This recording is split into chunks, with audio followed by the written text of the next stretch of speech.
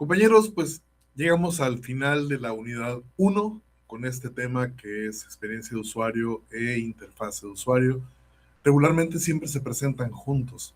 Es un tema muy cortito, muy importante, nos sirve para redondear todos estos elementos de los que hemos estado platicando durante la unidad. Así que pues vamos a esto. ¿De qué se trata esos temas? ¿Qué son esto de experiencia de usuario y la famosa interfase de usuario?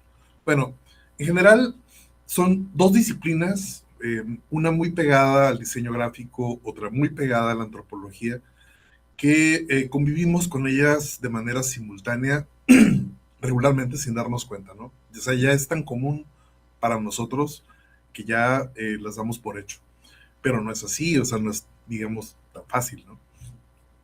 Básicamente lo que buscan es mejorar qué tan utilizable es una plataforma educativa en nuestro caso, pero pues se aplica a todo lo que tiene que ver con uso digital, diseño de páginas, diseño de aplicaciones. De hecho, esto tiene mucho que ver con diseño de aplicaciones. Ahí es donde cuando explotó esto. Pero también cuando están trabajando bien juntas de forma simultánea, potencian de una manera tremenda la experiencia pedagógica. Eh, toda la parte de la efectividad, aparte de que están empujando en algo muy sensible, que es la parte del compromiso estudiantil. Eh, ¿Por qué es relevante esto? Recordemos que cuando el profesor no está, pues le bajamos un poquito al ritmo, no nos sentimos tan involucrados. Vamos, si no tenemos ese elemento de supervisión, pues a lo mejor las cosas no marchan como queremos, ¿no? Esto siendo profesores. Siendo estudiantes, pues todos en algún momento hemos empezado un curso en el que nos matriculamos porque se nos antojó en ese momento, pero luego cuando ya era sumamente demandante, resultó que no era tan buena idea y por ahí lo dejamos, ¿no? Eso creo que nos ha pasado a todos. ¿De qué se trata esto? Bueno, pues de minimizar el factor del, de la interacción con la tecnología para que no sea por el diseño de la plataforma o de las actividades que alguien abandona.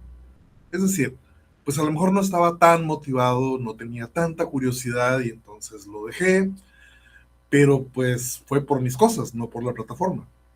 Hay ocasiones en que sí tenemos experiencias que son frustrantes y entonces sí podemos cargarle toda la culpa a quien estuvo a cargo del diseño.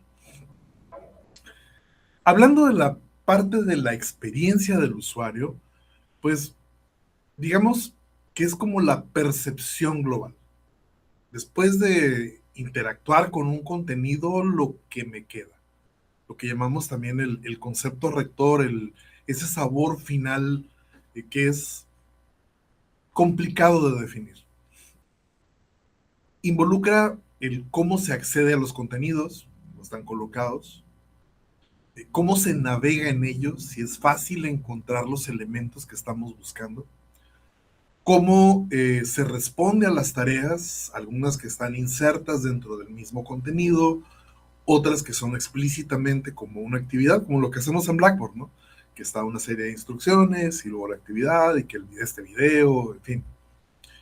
Y también cómo se recibe la retroalimentación.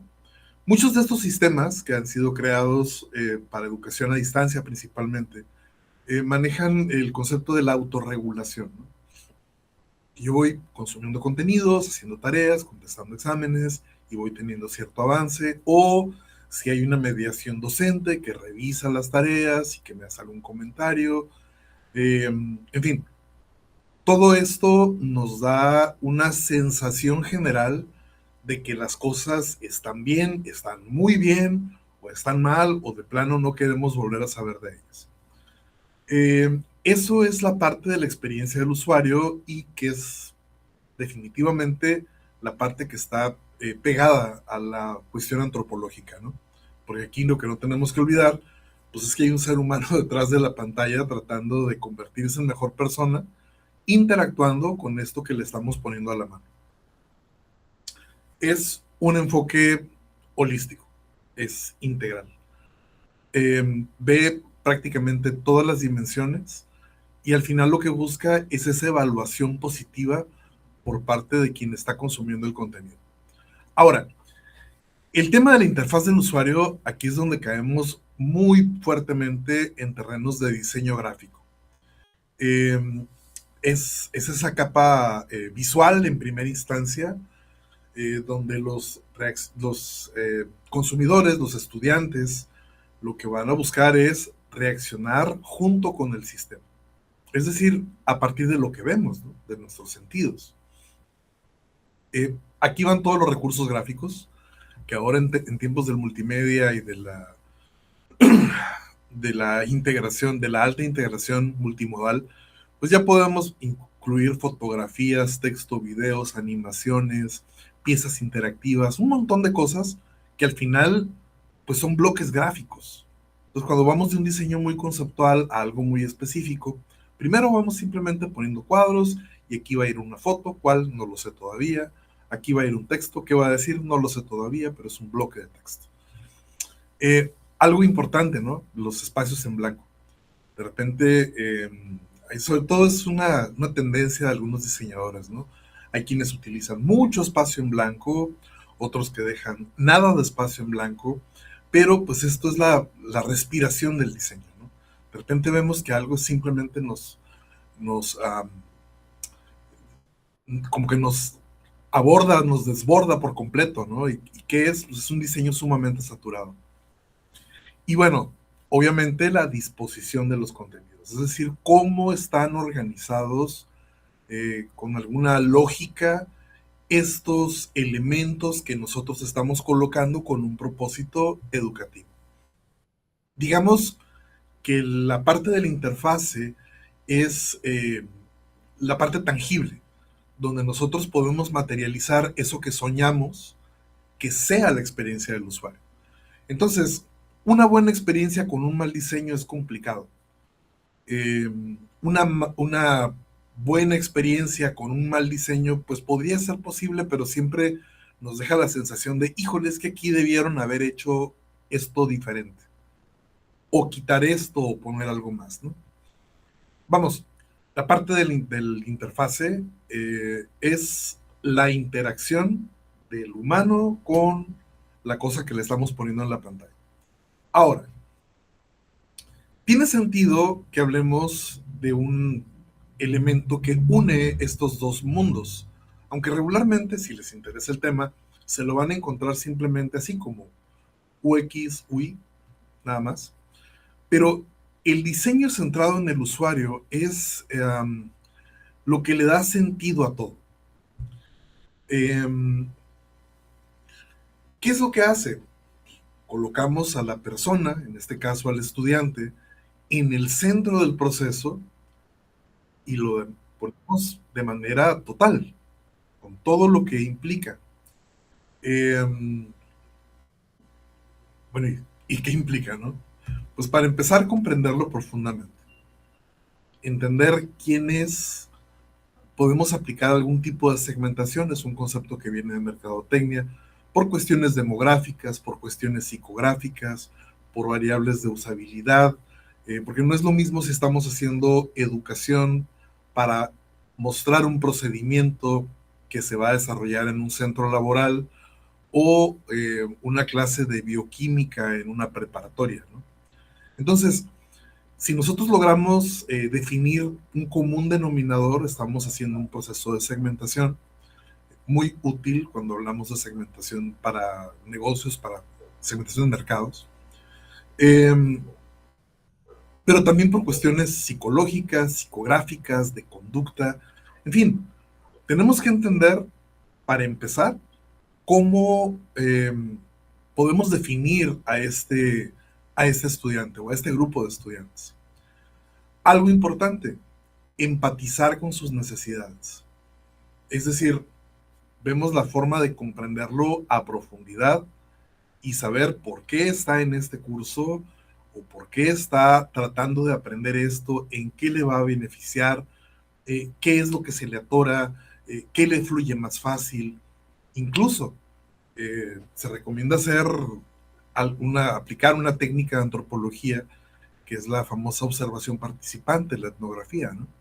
Vemos cómo interactúa la persona, en qué partes tiene conflicto, en qué momentos recurre a ciertas herramientas, cómo encuentra caminos que nosotros mismos no habíamos pensado. En fin, cosas con las que podemos terminar de comprender dónde estuvo lo útil para poder enriquecer esa experiencia. Algo que funciona muy bien es la creación de arquetipos. El learner persona, el estudiante, pero no el estudiante como concepto abstracto, sino como Claudia Ramírez, que estudia enfermería en quinto semestre y que va a la escuela de las 7 de la mañana a las 2 de la tarde y tiene un trabajo los fines de semana, por lo tanto solamente tiene estos horarios para desarrollar actividades escolares y bueno, ciertos espacios para tener una vida personal, que a veces se nos olvida los profesores que los estudiantes también tienen vida personal. Y entonces empezamos a crear una historia completa de esta persona que así se llama, que tiene esas actividades, que no tiene auto, que toma transporte público, que tiene traslados, que tiene gastos, que tiene intereses, que tiene pareja, que bueno, podemos definirlo de una forma tan rica que creamos ese avatar, obviamente ficticio, quizás inspirado en alguien que conocemos, y luego con ese avatar empezamos a bombardearlo, ¿no? ¿Qué va a pasar cuando a esta persona yo le pida que tenga un iPad para poder hacer esta práctica? Eh, Podemos poner sobre la mesa esos retos y esos elementos y nos damos cuenta que para algunos estudiantes va a ser muy sencillo y para otros se los estamos poniendo en chino. Entonces, regularmente esta práctica de la persona, del buyer persona, se utiliza mucho en mercadotecnia, particularmente en redes sociales, porque inventamos un personaje y empezamos a pensar cómo va a reaccionar ante esto que le estamos comunicando. Es una práctica que se hace de manera cotidiana en todos los despachos que tienen que ver con manejo de redes sociales. No es el caso en este momento. Sin embargo, el learner persona toma los mismos elementos conceptuales de esta práctica, la creación de un arquetipo, para poder entender cómo reaccionaría ante ciertos elementos que le estamos presentando.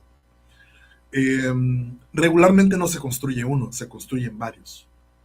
Entonces, si tenemos a Claudia Ramírez, a Juanito Pérez, a Jorge Martínez y a Sandra López, los ponemos juntos en este aula ficticia, planteamos una actividad y nos vamos imaginando cómo reaccionaría cada uno de ellos.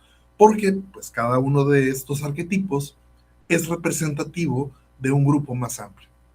Es una técnica. Ahora, algo que es importante, ¿no? Es la iteración continua. Eh, Ponemos algo sobre la mesa, vemos si funciona, lo ejecutamos en el curso, evaluamos, esto me lo entendieron, no me lo entendieron, consumieron el contenido, participaron, no participaron, eh, me hicieron preguntas pertinentes, no me hicieron ninguna pregunta. Este tipo de iteraciones son sumamente valiosas. De hecho, por ejemplo, ¿no? En este curso que yo estoy trabajando con ustedes es la primera iteración. Si está saliendo algo mal, híjole, pues ojalá me lo puedan observar, porque la única forma en la que yo me voy a dar cuenta de qué cosas funcionan o no, aparte de lo que yo pueda ver en sus tareas, es si ustedes me lo dicen. Digo, a todos nos gusta que nos digan, ah, sí, es que este curso estuvo muy fregón, y qué bárbaro, el docente es el mejor del mundo. Nos encanta que lo digan. Sí. Si tienen profes presenciales, díganselos de vez en cuando, les van a hacer el día, los van a hacer muy felices. Y ustedes cuando sean profes y se les acerque un estudiante y les diga, profe, qué bien, hoy le entendí súper bien, van a ver que se siente hermoso. Pero, pues, también tenemos que aprender a lidiar con las que no nos gustan, porque además son las que nos hacen realmente mejorar el trabajo. Entonces, hoy esta actividad estuvo muy aburrida, esta actividad está demasiado abstracta, esta lectura está muy complicada, habría que buscar otra, ese video que nos puso está bien, está mal, o quizás ese video funciona pero con otra dinámica. En fin, eso significa iterar. Y esto hay que estarlo haciendo como una práctica sana, muy sana. Entender que algo no funciona, decir, bueno, ok, veamos si se puede corregir durante el curso y si no, pues para el próximo. Algo que a mí me parece un error es cuando ciertos programas educativos tienen a un profe para una materia y luego lo cambian para otra y luego para otra y luego para otra. Realmente lo que está eh, desaprovechando quien está coordinando un programa, pues es la oportunidad de que se desarrollen estas iteraciones y que cada vez haya un mejor conocimiento de qué es lo que funciona y qué es lo que no funciona. Ahora, si tenemos que hablar de componentes clave cuando estamos haciendo una evaluación de experiencia de usuario o de la interfase del usuario, bueno, de algo que ya está o de algo que vamos a crear. Pues, ¿cuáles son los elementos claves, no? Para empezar, los temas de la navegación. Porque finalmente estamos presentando un contenido, estamos permitiendo que un estudiante acceda a él y que se empiece a mover por los diferentes espacios. Eh, Particularmente estamos muy acostumbrados a que todo sea a través de menús y entre más intuitivos sean, pues mejor. Los famosos breadcrumbs, las migas de pan, son estos elementos que a veces aparecen en algunas páginas que nos dicen exactamente en qué parte estamos, ¿no? Inicio, categoría, subcategoría, página actual. Así se llaman, como migas de pan. Es un nombre común, ¿no? Es un elemento que se utiliza frecuentemente en el diseño de sitios web porque, pues, entendamos que un sitio web eh, es como un comercio con 1000 puertas, ¿no? Bueno, con tantas puertas como URLs tenga. Si de repente un usuario llega porque googleó algo y no llega al homepage, sino llega a una página interna, pues, hombre, sería muy sano que supiera exactamente a dónde está llegando, ¿no? Como de repente abrir la puerta de un negocio y estar en el departamento de guaraches de una cadena comercial grande que tiene otras 20,000 cosas, ¿no? Entonces, si abrimos la puerta y solamente vemos guaraches, pues sería muy sano que dijera, a ver, estás en la sección hombres, calzado, ropa cómoda, guaraches. Y ya puedes navegar hacia otros espacios. Luego también tenemos los elementos que ya identificamos como aquellos que aportan cierta interactividad. Si yo le pico ahí, va a hacer algo. Va a ser un botón, un formulario, un tipo de control, porque voy a deslizar y voy a cambiar una variable, o un selector donde cuando yo selecciono algo y luego le pico avanzar, van a cambiar las cosas, como un filtro, por ejemplo, ¿no? Esos componentes interactivos le dan vida a un proyecto. En el caso de la tipografía, pues lo principal es que sea legible, que sabemos que ahí desde el diseño gráfico se plantean fuentes tipográficas que pueden ser muy bonitas, pero imposible escribir solo con mayúsculas, ¿no? Pues son muy, muy extrañas, ¿no? Entonces nos aportan belleza, pero no legibilidad. Los tamaños, el contraste, el color de la letra con el color del fondo.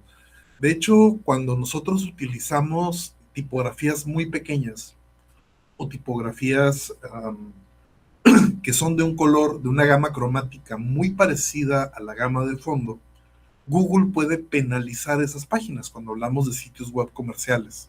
Puede decir, ¿sabes qué? Él puede decir, tu legibilidad no es buena, por lo tanto, si tengo dos páginas con un contenido similar, pues a ti te penalizo y te muestro después en la hoja de resultados, simplemente porque tu legibilidad no es buena. Porque, pues yo como Google, que mi chamba es presentar el mejor contenido posible ante una búsqueda de un usuario, pues voy a privilegiar lo que sea más fácil de consumir. Porque eso dirá que yo estoy haciendo bien mi trabajo como un curador de contenidos digitales a los que un usuario quiere llegar por una búsqueda. La paleta de colores pedagógicamente pensada, debí ponerlo entre comillas, porque bueno, ¿qué significa que sea pedagógicamente pensada? Bueno, pues de entrada que no sea cansado para la vista, que sea accesible para quienes usamos lentes, para quienes son daltónicos, por ejemplo, si ponemos diferenciadores con diferencias de colores mínimas en esas gamas que sabemos que son complejas, verdes, azules, grises, marrones, para algunas personas, pues los estamos metiendo en un problema. Bueno, ¿qué necesidad hay de eso? Si podemos preverlo y podemos evitarlo, pues mejor. La parte de la iconografía, que sea constante, es decir, si yo estoy utilizando este símbolo para una determinada acción, pues tratar de utilizarlo siempre. Eso es, mientras se navega en este proyecto y si es algo es una parte de algo más grande como un ecosistema completo, pues mantener siempre esa consistencia. Eso es de gran ayuda porque finalmente el usuario aprende qué significa cada cosa y entonces ya no le cuesta trabajo encontrar exactamente lo que busca. También el tema de los espacios en blanco o los diseñadores también le llaman el espacio negativo, que es una, bueno, en fotografía, por ejemplo, cuando tomamos una foto y en esa foto todo está cargado hacia un lado y del otro lado no hay en teoría nada o nada ruidoso visualmente. ¿Por qué se utilizan estas fotografías? Se usa mucho en publicidad, por ejemplo, porque si ponemos la foto de una persona en un campo, si la persona está cargada hacia un lado y el campo se ve así hermoso, el prado, ese espacio sirve para colocar logotipos, tipografías, otro tipo de mensaje, ¿no? Que complementa con la foto de la persona. Cuando estamos diseñando interacciones de personas con contenido a través de una pantalla, esos espacios blancos son como lo que permite que respire el diseño, que no se sienta saturado, que visualmente no nos sintamos demasiado impactados. Y esto pues es un remanso de tranquilidad y de paz que lo agradecemos mucho. Es una cuestión de ritmo, de que no vaya todo siempre muy cargado, ¿no? Y parece que no, pero funciona igual con la música, con el ambiente, con la decoración de un lugar, con todos estos elementos que nos hacen interactuar en espacios, eh, con objetos, con otras personas. Está todo demasiado saturado, puede ser un problema. Al final terminamos sumamente cansados y no sabemos por qué. O sea, es que fue agotador. ¿Y qué hiciste diferente? No, pues es que fui a este lugar. O sea, sabemos que no estamos bien, pero no tenemos claro por qué. Hasta que lo haces consciente.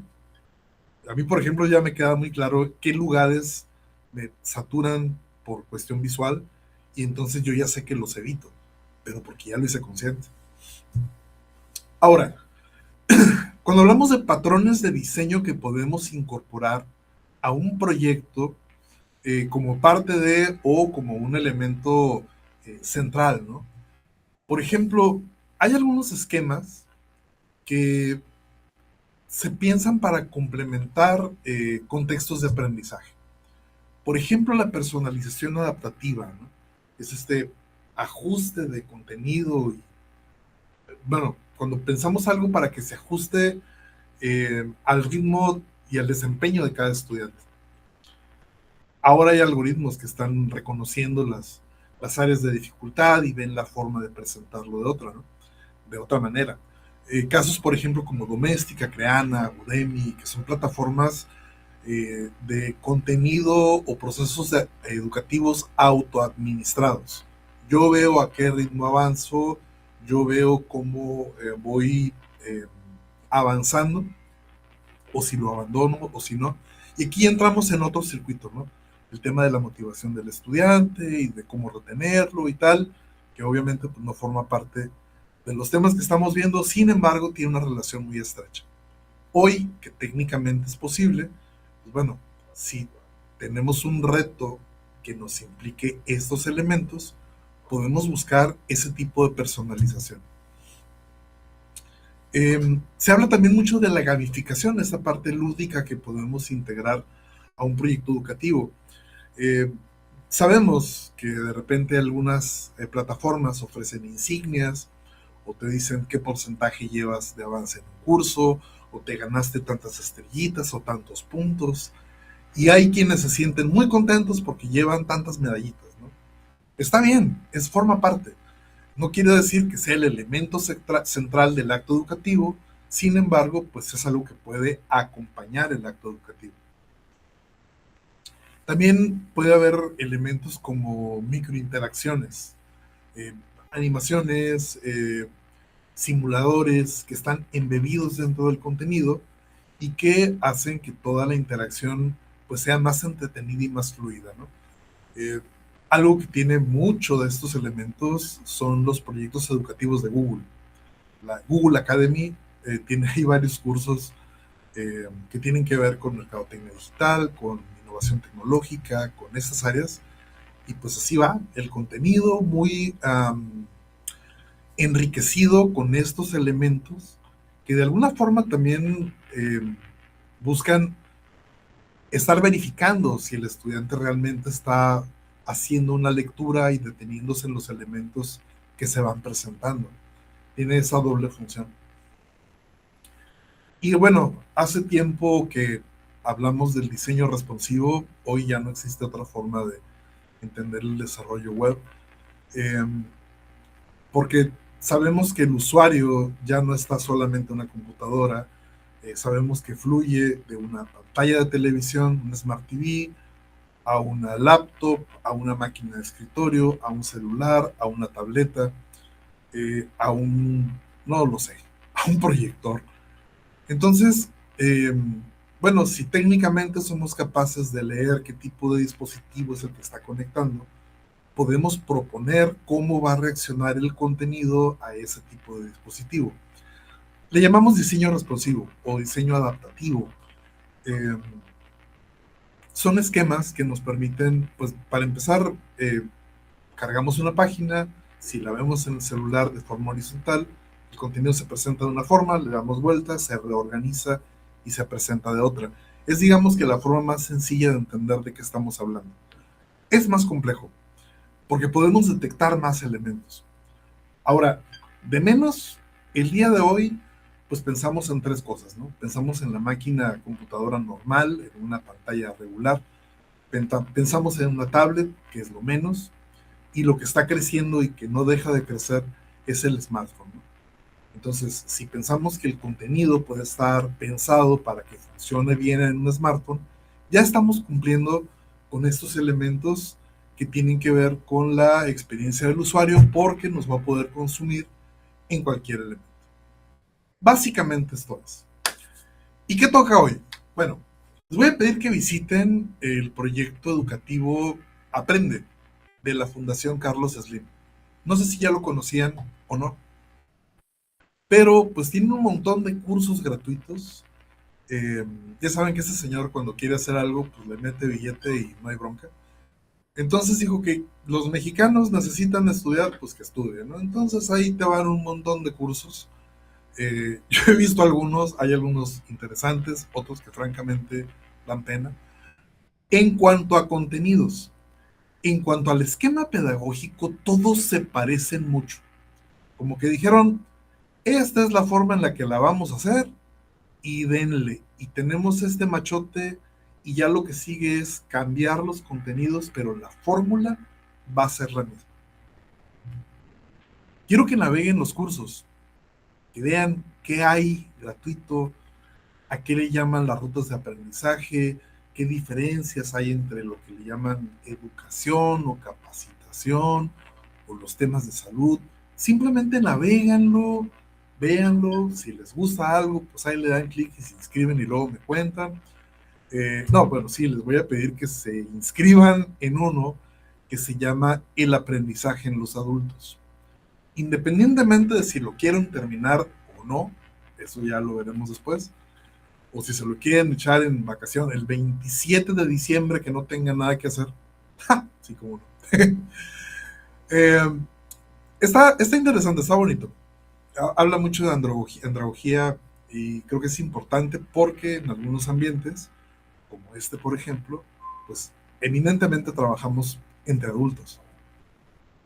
Eh, Lo que sí me gustaría es que avancen un poco, aunque sea un par de lecciones, o una lección completa, que son varios contenidos y luego hay un examencito, porque quiero que lo evalúen desde el punto de vista de experiencia de usuario y de la interfase del usuario. Busquen esos elementos. ¿Cómo está la tipografía? ¿Cómo están los fondos? ¿Cómo están los colores? ¿Qué recursos hay en video? ¿Cuáles en audio? ¿Cómo evalúan? Eh, ¿Cómo están las infografías? ¿Qué recursos gráficos utilizan? Los iconos. ¿Qué les hizo sentir? ¿Cómo valoran al final de un periodo? ¿Cómo valoran esta parte de la experiencia en función de los elementos gráficos con los que interactuar? Como ven, el tema suena sencillo. Yo siempre que trabajo con estudiantes de publicidad o de mercadotecnia, yo les digo, no se trata de que aprendan diseño gráfico. Y en esta ocasión se los quiero decir a ustedes. No se trata de que salgan siendo diseñadores gráficos expertos en tipografías. Si lo quieren ser, adelante. Es bien divertido y es bien bonito. Pero no se trata de eso. De lo que sí se trata es que sepan identificar cuando el problema es la tipografía, porque eventualmente van a poder dirigir a un diseñador. Van a poder decirle, oye, está muy suave, pero eso quiero que lo cambies. En el mejor de los casos, el diseñador tendría que recibir una instrucción y hacerlo. Pero si quiere preguntar por qué quieres que la cambie, bueno, pues vamos a estos elementos, ¿no? Porque la legibilidad es importante, porque el masacote de texto, porque el interlineado, porque el color del fondo, porque hay confusión entre los azules y los marrones, y un daltónico no podría verlo.